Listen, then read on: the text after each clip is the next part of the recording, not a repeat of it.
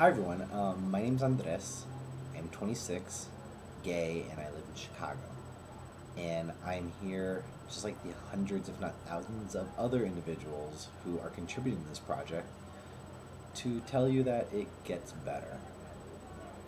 I would like to talk about actually how much better it got for me. Rather than talk about what I went through when I was younger. To some people it was a lot better than what they experienced. To others, it was a lot worse. So rather than talk about that, I wanted to talk about my post high school experience, which was fantastic. I left high school in the Northern Virginia suburbs of Washington, D.C., what we called Nova, and moved to Richmond to go to university down there. My university had about 24,000 individuals. And when it came to how many of those individuals were within the LGBT community, a lot more than what I experienced when I was in high school. I remember when I first went to a gay club, and I had like 40, peers that were just like me all around in this one room. Then I walk out and you wake up and you realize there's probably about 1,000 individuals like me in this university. More when you want to take into the actual city of Richmond. And it was great. I felt so comfortable. I had a great network of peers who accepted me for who I was. Didn't matter. I had straight friends who didn't look at me as Andres, their gay friend. I was just their friend. And they always stood up for me. They always, came with me to protests. They always came with me to, pride. They would speak out if they heard the terms faggot or dyke or anything that was derogatory toward the community. They stood up, and they were great. I had a great time. I studied abroad in Italy for a summer. I met some great teachers. I learned a lot. I had internships. I had jobs. And the one thing that I always did was I was always out. Always. In my classes, in my jobs, everywhere. I never once experienced any sort of negative vibe because of that. People in my job didn't care.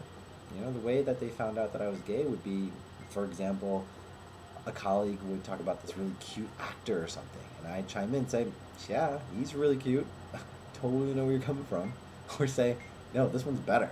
But what, you have that taste in guys? What's your problem?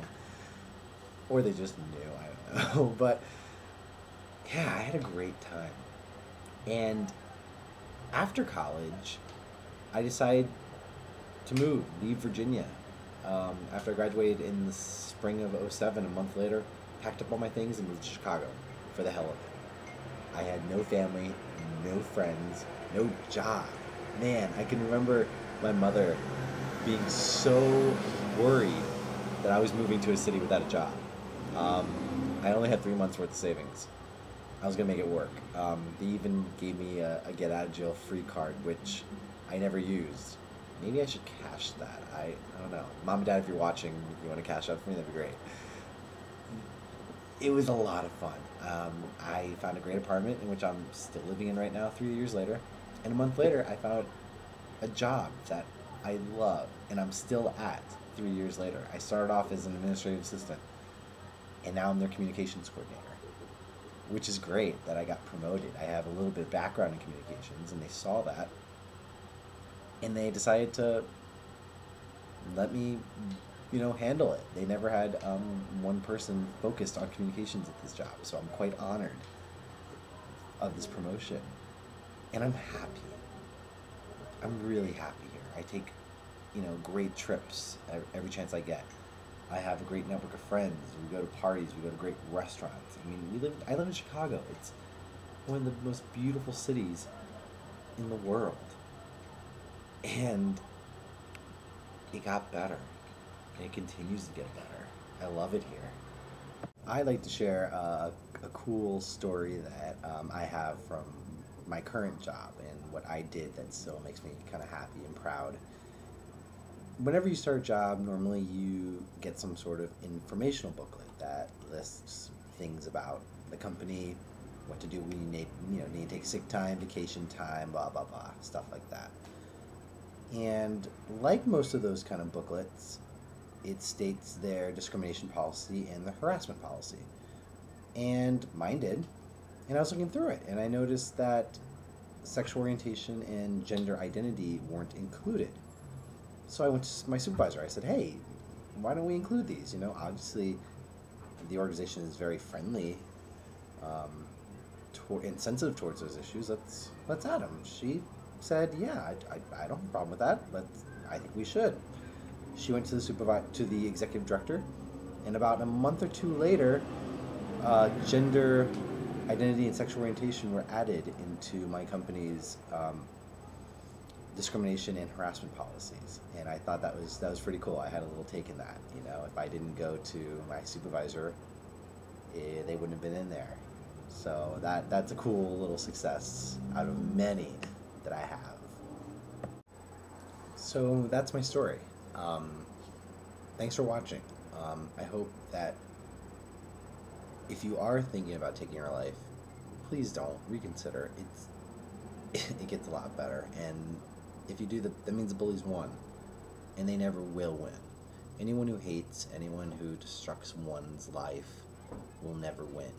You know, the bullies, I think, that made fun of me are still back in that small city that I grew up in, doing nothing.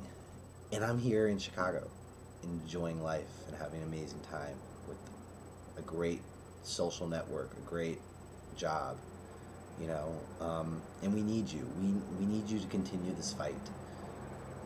It's gotten a lot better since I was in high school, you know. It's even got better within the past 5 years, 2 years. My God, look at all the states, look at all the countries in this world that, you know, have marriage and that are just getting better.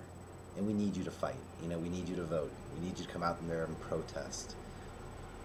We need you to be out and show the world that, hey, we're not scary. We're just like you. You know, and life is fun. You know, I obviously took a chance. You know, that's what life is all about. People take chances. It's fun. You know, my mom and dad took a chance on, you know, buying this amazing bed and breakfast, you know, for retirement. And they're doing very well. You know, life is too short. You have to have fun.